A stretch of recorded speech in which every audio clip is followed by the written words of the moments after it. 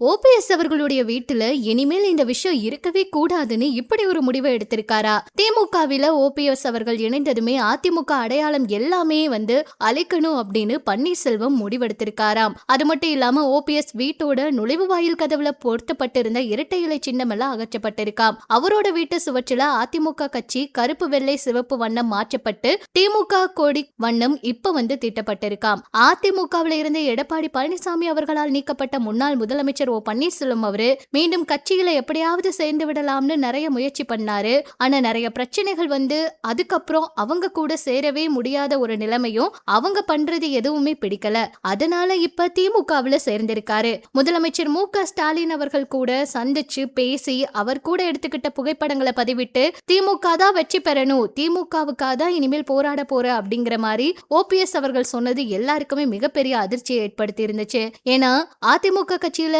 முதலமைச்சர் பதவியில எல்லாம் இருந்த ஒருத்தர் இப்ப திமுகவுக்கு ஆதரவு கொடுக்கிறது இதுவரைக்கும் அரசியல் வரலாற்றிலேயே நடக்காத ஒரு விஷயம் அப்படிங்கிற மாதிரி எல்லாம் கூட எல்லாருமே பதிவிடுறாங்க.